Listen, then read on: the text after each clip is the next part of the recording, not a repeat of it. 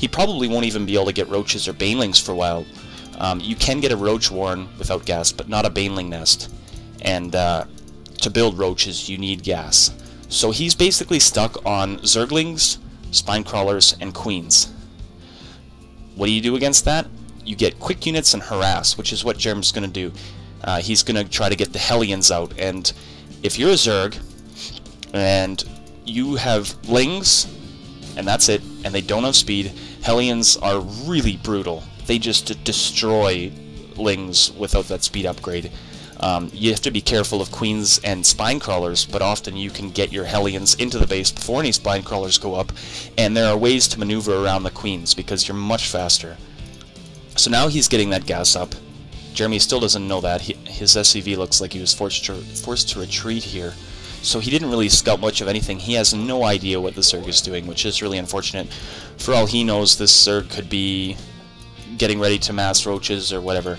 I suppose since he knows the expansion is here, he knows the Zerg is going to play fairly passive, at least for a little while. And here's something else. Don't be intimidated by these Zerg expansions, because it's not about how many bases you have, it's about how many workers you have. And they have the same number of workers. What you do have to look out for is when a Zerg expands like this, watch to see what his army is. If he has very little army and he's just massing drones like crazy, you need to stop him. Or expand yourself or do something. You can't just sit one basing and not do anything. So always keep an eye on the Zerg who's fast expanded and force him to produce units. And the reason for this is it's a bit different. With a Terran, they're pretty much always going to be producing SCVs at the same rate. You know, one at a time until they get saturated, and then they probably expand and continue on from there, right?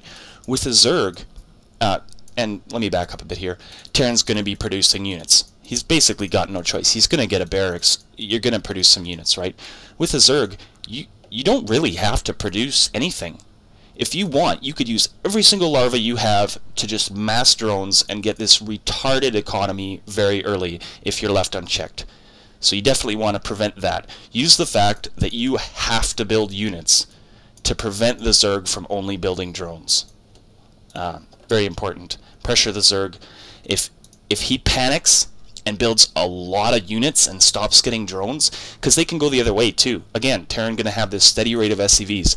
If you pressure a Zerg and he freaks out and just produces tons of Zerglings and tons of units and not any drones, you can just sit back and defend, because now you're winning the economy. He's not producing drones. Right? Now, it's hard to know what your opponent is doing exactly, but these are just some general guidelines of how the Zerg work differently in the sense of their economy. And this is why Zerg's fast expand, is because they can produce drones incredibly quickly. And also, this not only functions as a town hall or whatever you want to call it, but it's also their barracks, so it increases their production. And a note on that, killing these queens is really great, depending on how many the Zerg has. If he has 3 and you kill one, you haven't done much. But if he's only got 2 and you kill one, you've cut him a whole lot of larvae. It's very similar to having your barracks destroyed. Your production just, suddenly you can't spend your money fast enough. And they're not terribly expensive, so you get the production advantage for a little bit. But then the queen will come back. They're 150 minerals, so just something to keep in mind. If you short your opponent queens, he won't be able to spend his money. So always having your marines looking for these overlords is great, and the Zerg does a good job of flying it just out of range over the ramp so that the marines can't get at it. Good move. And here's Germs getting those Hellions. Still no speed upgrade from the Zerg, and it's really his own fault. He's got plenty of gas, he's just got it way too late. Excuse me. So, Germ doesn't know about this Roach Warren. He is building a lot of marines. Roaches are pretty good against marines in small numbers. They have a lot of armor, which really reduces this damage quite a bit. And, yeah, they're not bad against marines, a hell of a lot of hit points. And what Germ wants against roaches will be marauders. Marauders pretty much own the crap out of roaches really nicely. Roaches will also put a stop to his Hellions. So he had a chance here, but he stops. He takes a couple pauses in there. He is going to burn some roaches. I don't think Immorito's even noticed yet. Germ did the smart thing of avoiding those creep tumors and coming into the back. Always abuse this if you can. Now look at this damage here. That's just crazy. He could have microed that guy. He can micro, and there's something I want to talk about in just a second here. So Jerem's running away. Great.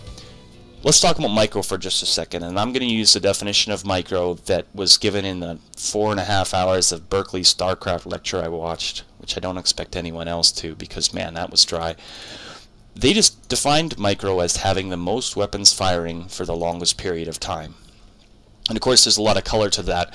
Obviously, to keep the most weapons firing for the longest period of time, you want to avoid losing your weapons, right? So you want to be able to spread your damage across your units evenly so that none are getting focus fired. And you want to have a good arc or a good line. For example, if you have a nice big arc right here, something like that, and your opponent's choked into this little area here, you're going to have more units firing than him, because his are all stuck in this little area. Maybe 5 or 6 Marauders across, whereas you could have maybe 10 Hydras across this line, right? So the longer line, the longer arc is better. Where am I going with that? Having a unit out in front will cause the arc to automatically focus fire whatever unit is out in front. So you want an even arc. If you're sending your units in and one guy's out in front, he's dead. He's gonna die so quickly. Anyways, so on that note, something you need to look at with some of these units is their attack speed. This is very important. And attack speed, range, and movement speed is very important. With a Hellion, check out that attack speed, 2.5. That's very slow. What that means, the slower your weapon is, the better you're going to be at kiting, because this guy has 2 to 2.5 seconds to move between each shot, and he has a range of 5, which basically means anyone that has less range and less speed won't be able to damage those units at all. In theory, with perfect micro, he could stay at range, take shots, and back away forever and ever and ever. And that works against Zerglings, and it works against Roaches that aren't on creep. Roaches that are on creep are pretty quick, and unless you're awesome, they're going to get shots off. But if you fight them off the creep, you can just keep roasting them without ever taking hits. So just something to keep in mind. Contrast this 2.5 speed with, say, a Hydralisk. A Hydralisk is 0.86 speed. Pretty much what that means is that every time your Hydralisks move, they're wasting damage. You want them to be stationary and shooting at all times. They aren't really good kiting units. It certainly doesn't help that they're slow as shit off the creep. So when you're using Hydras, you want to just attack as much as possible. Using slow units like this, or not slow, slow firing units like this, you want to do fire on the move. And Marauders are also very good at firing on the move. Especially when they have Stimpack, just because they move so fast. But anyway, let me just continue along here. Now, Jeremy keeps pushing with the Hellions, which I'm not really too sure is the greatest idea. He's already kind of exposed his hand. If he knew the Roaches were coming, I think he'd probably have stopped earlier. But he produces quite a large number of Hellions here.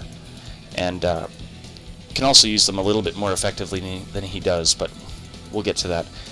So Jeremy does lay the scan off, does see the Roach Warren, so that should, at least he should, I think that's in range. Yeah, so really that should be a cue to not bother with Hellions anymore. Roaches, you can get some roasting on them, but they have so much health, it just takes forever. You never really get anywhere roasting Roaches with Hellions. And they're fast enough on the creep that it's difficult to get around them without taking damage. So I would expect Jeremy to transition. Now what Jeremy can see here is that, well, he's got the second geyser up, but it's not working. Who knows if Jeremy saw that? Probably expects it to be working. He doesn't have these two geysers, so he's not going to have a very